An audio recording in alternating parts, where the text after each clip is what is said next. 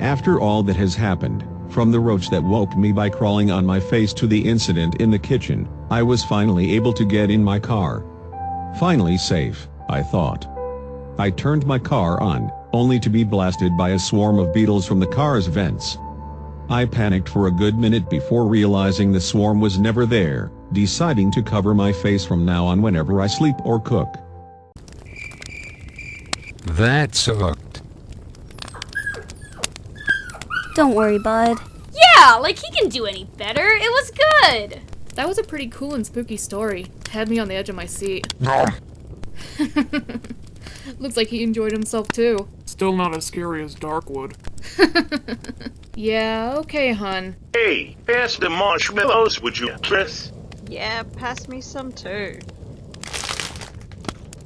But hey, if anyone else has another story, I would love to hear it.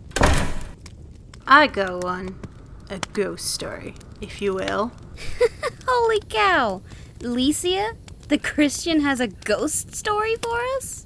In my Christian household. Ha ha ha ha ha. Ignoring that, truly the Holy Ghost is watching over us. You got that right. Just because we're Christian don't mean we don't know a good story or two.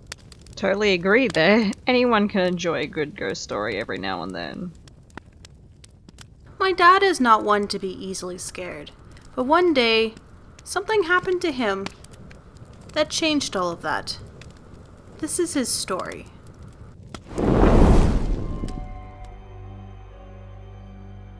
My dad is no stranger to things when it comes to the supernatural.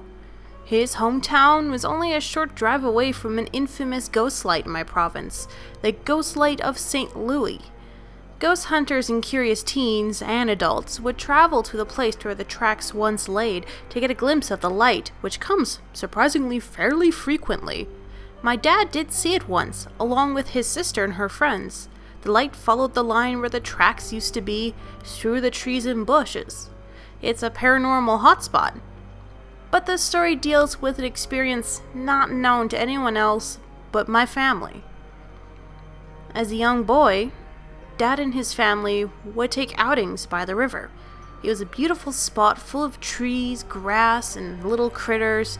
It became a favorite spot for them to ride their dirt bikes and enjoy a picnic and play by the river. At their location, there was an old abandoned house and garage. No one knew who used to live there, and they didn't spend much time by that house, as the kids had better things to do. One day as they were heading home, my Auntie Katana noticed that the garage door was open. "Dad, we need to shut the door," she said. "Nobody lives there, Katana. We don't need to shut the door," my grandpa would say. "But you tell us to shut the door all the time," she replied. And my dad would say, "Dad, the coyotes could get in there. We should shut the door."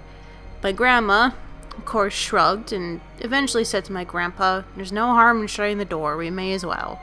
So Grandpa relented and shut the door. A few weeks later, the family came back to enjoy some time together. But as they arrived, my dad and Auntie Katana noticed something. "Dad, someone must have come in and left in a hurry. The door's open." Grandpa saw that the door on the rotting garage was indeed open. Grandpa, though perplexed, didn't think too much of it. He just reasoned that it was the neighboring farm kids who maybe were playing in the garage or were just bored and fiddling around with the area. "Can we shut the door again?" my dad asked. Grandpa once again decided that they would shut the door. The family went on their day playing by the river and having a picnic. And a few hours later, as the family were going to go home, my dad gestured to the garage. The door was open again. But Grandpa would have heard a vehicle coming up, and he saw no sign of footprints, bent grass, or broken branches.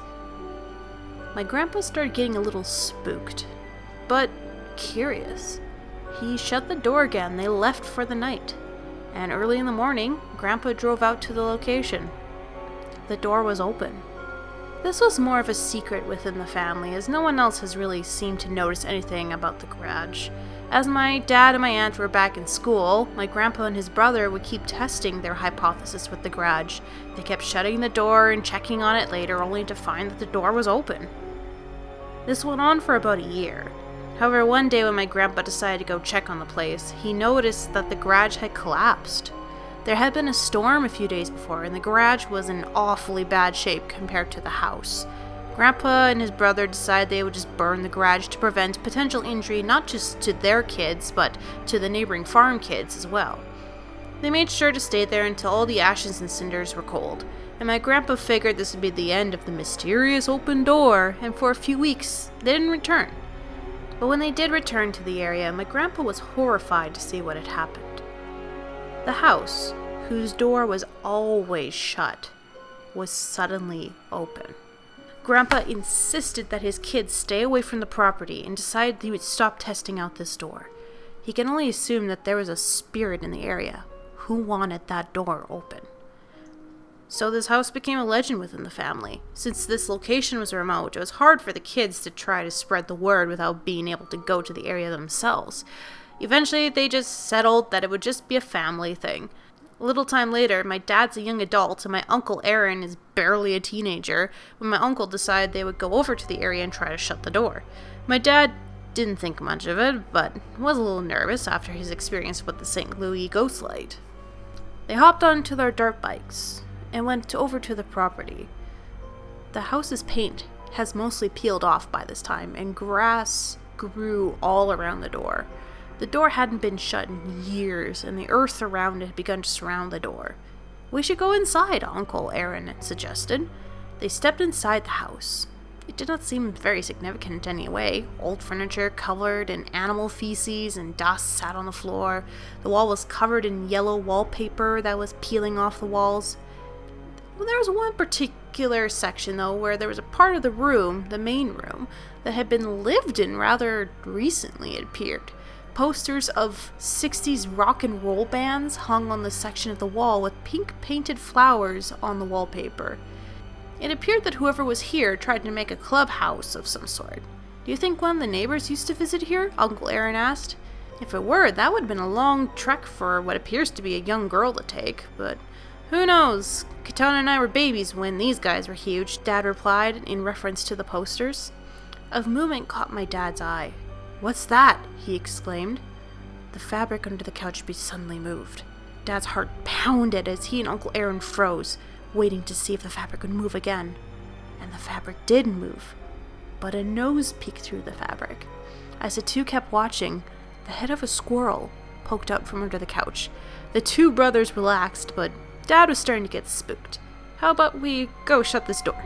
Since it had been years since the door was last open, the door ended up being pretty stuck in the ground. My dad and Uncle Aaron began rocking and reefing on the door to loosen it from the ground and vegetation. They had pushed the door halfway closed when they suddenly heard a noise. Sounded like a knocking on the window. "What was that?" Uncle Aaron asked. Dad looked up to the window, seeing nothing. He shushed at Uncle Aaron to stop pushing on the door. Then they heard something that caused their hair to stand up. They heard a crash, as if a piece of furniture was thrown onto the ground or into the wall. And they heard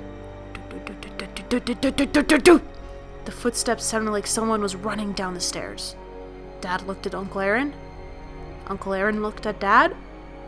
They just ran to their dirt bikes and drove away, not even looking back. They left the door partially closed. But the next morning, Dad and Uncle Aaron's curiosity took over, and they decided they would go out to see if the door was still partially closed. They had struggled to try to close it. Surely it would be stuck in the ground, right? But when they arrived, to their shock, they saw that the door was, in fact, wide open. Dad and Uncle Aaron decided that they would not mess with this house anymore, and they drove away. It has been many years since my dad has seen that place, but only a few months ago, he took a chance and decided to see it. This is the picture he sent to me. The door is basically non-existent now, but we can always assume it's still open. Some say that it could have just been a prank done by some bored farm kids, and some would say that whoever used to live there still thinks they own the place. But whatever you decide, one thing remains. The door remained open.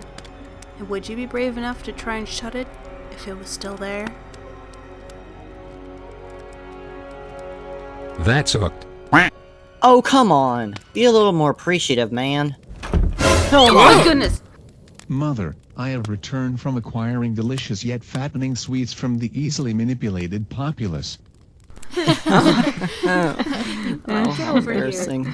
Man, can you imagine if that was the ending of the video? Yeah, jump scares are such a cheap way to end things. That is true. So true.